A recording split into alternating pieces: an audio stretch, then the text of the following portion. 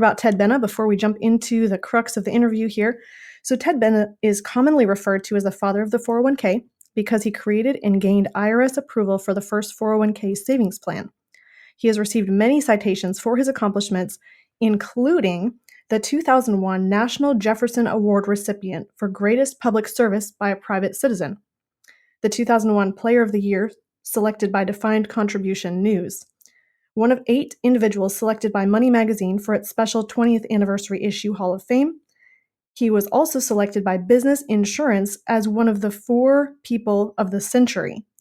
So, Ted, you were really instrumental in creating the 401k, and you kind of shared how you came into that. So tell us about how the 401k came about and what you were looking to accomplish with that. Why did you create it in the first place?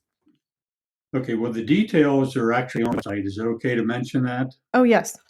Yes, Benna401k.com, and that gives the detailed history. And probably the first point, to not draw this out too long, is realizing that this politically was a fluke. It was never intended, and that's pretty astounding given the magnitude of what this program is today. Obviously, Rachel, it was when it was added to the Internal Revenue Code through a tax bill 40 years ago in 1978. It was only a page and a half long. Can you imagine that? Hey, compare Wow. that to Obamacare. How long was Obamacare? This was only a page and a half. Okay, and it was enacted for a very different reason. What we know it as today, and that history's there. It's not really that important to get into it, but I was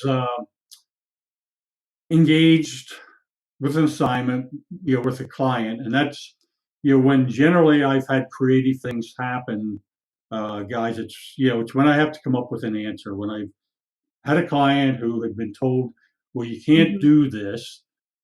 Fortunately, I was always able to come up with a workable answer, and this happened to be one of those situations where I was faced with the challenge of helping a bank client revamp its retirement program, and in the process, there's a myth and there's a reality around this story. The myth is I discovered this little paragraph that was hidden that no one had found before that has appeared in print. It's not a claim. Many people, knew this little paragraph was there.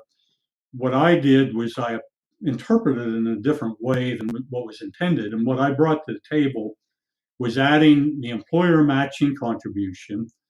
And I did that because I knew we had to get a high level of participation from rank and file employees for this to be a workable program. And I knew a small amount of tax savings alone weren't likely to accomplish that.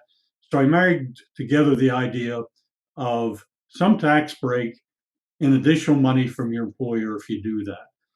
And the other thing was the ability for an employee to make pre-tax contributions on their own. Mhm. And there wasn't anything, in the legislation that said you could do either of those, but there also wasn't anything saying thou shalt not. So I, chose to take the more aggressive interpretation. And ultimately, both those ideas were supported by the regular Treasury, a year or so after I designed this program. Just, Okay. yep. So who would you say then the 401k was specifically designed for? Who benefited most from it? Was it the employer, the employee, the high-paid executive, the rank and file person? Who was it trying to help, or were you looking for a win-win-win among all of them? Actually, Rachel, and if you read some of the stories about my involvement with this, you'll find that I was considering actually getting out of this business and pursuing some ministry opportunities, and I'd actually taken some steps in that direction. And the reason for that was up Mm-hmm. to that point I had been working primarily with professional entities, doctors, attorneys, small business owners, but particularly the professional market. And what I helped them to do well was set up legally plans that they could put a lot of money into pre-tax, and give as little as possible to their employees, which was the motivation of most of them. And, I'd reached a point in my life, I was 38 at the time, 37, 38, thinking, that's what I want to look at as a career. That's what I did. So, that's why I was thinking about shifting gears. And so it was I was kind of, really in that process of seeking where to head next, that the 401k thing happened. And that changed my perspective. And the reason for it, for 401k has been identified, and it happened during the last election, as a plan for the wealthy. And, that isn't correct. I mean, top execs in major companies, Rachel, as you're well aware, 401k is nothing to them. I mean, their big payoff for, through stock options and, non-qualified programs that pay out tens of millions to hundreds of millions of dollars. The 401ks ho hum to them.